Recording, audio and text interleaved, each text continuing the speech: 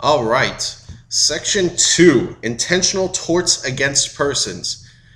Intentional torts involve what is known as intent. The individual has to intend to perform some sort of action against a person or a business of which is prohibited by law. Now, one thing to understand, you don't have to have malice to commit a tort, meaning that you don't have to be doing it for a bad reason. It could be for a beneficial reason in your mind, but still, the actions as they are described that you committed may fall under a tort under the law. But the key is with intentional torts, there actually has to be formulated intent. Now, this section goes through various torts. Now, those of you familiar with criminal law may recognize some of the terms that we're going to be discussing, but I want you to remember we're talking about people suing each other to get some sort of remedy, either financial remedy or to be placed back in the position they were before. So we're not talking about criminal law, even though some of these terms may be familiar for those of you who have studied criminal law in the past. The first two that the book talks about are assault and battery. Assault, the book notes, is any intentional and unexcused threat of immediate harmful or offensive contact, including words or acts that create in another person a reasonable apprehension of harmful contact. An assault can be completed even if there is no actual contact with the plaintiff, provided that the defendant's conduct creates a reasonable apprehension of imminent harm in the plaintiff. Now, before we talk about assault, I want you to keep two terms in mind, the word plaintiff and the word defendant. Plaintiff is the individual who is suing to get some sort of remedy. Plaintiff, the person complaining because they need some sort of remedy. And the defendant in our justice system is the person defending themselves against the complaint that has been filed. So keep those two terms in mind when we see plaintiff and defendant in the future. Now, assault, as long as the individual fears for their life due to some threat that you are giving, it falls under assault. Perfect example, I'm going to kill you. If you feel threatened, that is assault. Now, I don't actually mean any of that, even though this is a recorded video, so it may sound scary. But that is the key. If you feel threatened somehow, you can go about filing a lawsuit because of the fear that you felt. Battery. Battery, the completion of that act the completion of the act that caused the apprehension, if it results in harm to the plaintiff, is battery, which is defined as the unexcused and harmful or offensive physical contact intentionally performed. So the idea is the actual physical contact is battery. So if somebody punches somebody else, that falls under the realm of battery. Now, the book notes, which is a very interesting term, and I want you to put some thought into it. The book talks, and you'll see this term a lot, the reasonable person. Usually in these elements, when we're talking about battery, let's say you go about and you accidentally bump into somebody when you're walking down the hallway, and that person flies into the air for some reason, falls down and, hurts themselves. Well, the courts look at the idea, is this reasonable that if you accidentally bumped into somebody, they would go flying down the hallway? And so we're going to discuss, but before we discuss it in class, I want you to think about what is a reasonable expectation? What is a reasonable person method? What is reasonable in your mind? How would we define reasonable? To be honest, courts have been going through this issue, so I want you to take note of this. What is a reasonable person? Or how should the courts look at what is a reasonable person method? Just keep that on the side for now because it's something I want to discuss in class. Another tort, false imprisonment. False imprisonment is the intentional confinement or restraint of another person's activities without justification. False imprisonment interferes with the freedom to move without restraint. False imprisonment, essentially, if you lock somebody in a closet and you throw away the key and you leave for a couple hours. It's a purest example of false imprisonment. Intentional infliction of emotional distress, or IIED for short. The tort of IIED is an intentional act that amounts to extreme and outrageous conduct resulting in severe emotional distress to another. To be actionable. Capable of serving as a ground for a lawsuit. That's a good term to keep in mind. What is actionable? capable of serving as the ground for a lawsuit, the act must be extreme and outrageous to the point that it exceeds the bounds of decency accepted by society.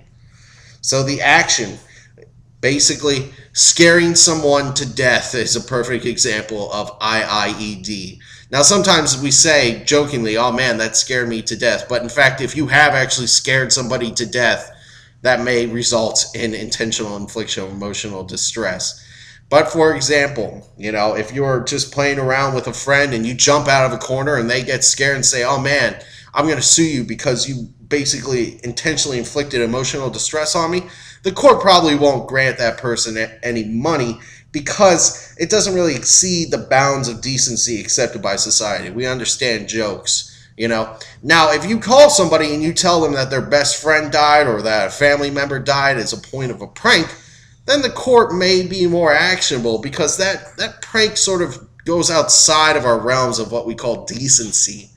And so we can talk about this more, and it's an interesting factor. But once again, we're dealing with the realms of reasonable person or decency in society.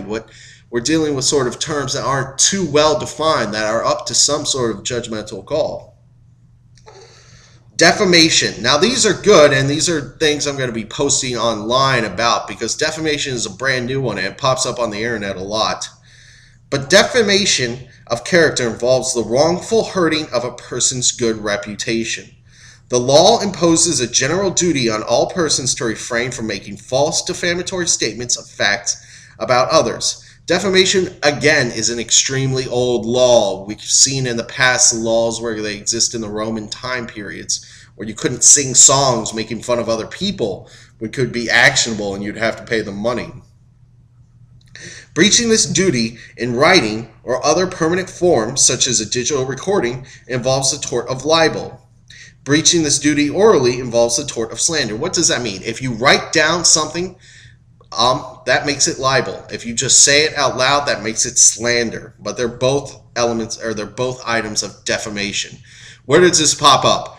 I want you to see the links that I'm going to post up on today's date to check them out. But this pops up a lot in a lot of our user statements. Things like Yelp, things like TripAdvisor, and other items like that. Companies are now being more and more picky about the comments that people leave. Number one, they have to be truthful. If you're complaining about a service of a store, but you never actually went to that store, well, that company could probably sue you for the comment you left. Or, for example, if you just want to leave a bad comment because you just really don't like that store, even though their service was fine, that may be another reason. And even some hotels now are putting in crazy contracts saying if you leave a bad comment, you owe us $500. I'll post that specific story up for you guys to see. But we're going to have a group discussion on this because this is popping up a lot with all of our things like Yelp and TripAdvisor and the other ways that people hope, in some sort of element, leave their opinions, because everybody has opinions, about services that they receive. Well, some people are getting in trouble now for some of those comments. Is it fair? I don't know. That's something that you guys can help me fish out and discuss. Read through, publication requirement, damages for libel, damages for slander, and defenses to defamation. Those follow all on the similar pages. They're good ones to read through. But I want to go ahead and skip to page 85, which is invasion of privacy. A person has a right to solitude and freedom from prying public eyes. In other words, to privacy. As mentioned in Chapter 2, the courts have held that certain amendments to the U.S. Constitution imply a right to privacy. Some state constitutions explicitly provide for privacy rights, as do a number of federal and state statutes. Tort law also safeguards these rights through the tort of invasion of privacy. Generally, to successfully sue for invasion of privacy, a person must have a reasonable expectation of privacy, and the invasion must be highly offensive. Now, this popped up in the news recently. There's been a whole bunch of leaks where people have been plugging into celebrity cell phones and posting pictures online of those individuals.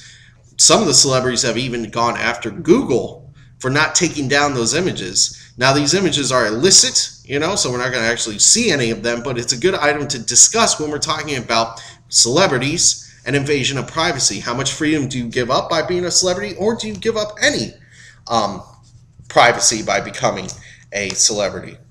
Take a look at appropriation. That's a good one. Appropriation, real quick. I remember reading an article once. A family was traveling in Europe, I think Prague or something like that, and they saw on the side of the grocery store one of their other friends' families, a picture of them, on the side. Basically, some sort of draft image of these people that the store had used as a standard family. Well, it turns out this was just some random picture that the grocery store picked up online, but this was an actual American family somewhere, friends of these people. So they called these people back home and said, hey, do you know there's a grocery store in Prague using your likeness? These people sued the grocery store. The grocery store had to take it down and things like that. But that's appropriation, basically using somebody's sort of picture, for their own purposes. Fraudulent misrepresentation is a good one to read through, and abusive and frivolous litigation. I sort of mentioned it before, but the government is wanting to stop. Like I said, Americans are highly litigious. So the government is wanting to stop people from suing so much. And so it's a good sort of action where if somebody's just suing you to cause problems, because being sued, you have to hire an attorney to defend yourself. If you're being sued and sued again, it forms some sort of abuse. So the key is that the government wants to stop people from using the legal system against other people. Good place to stop before we get into business torts. So let's take a pause here before we get into section 3.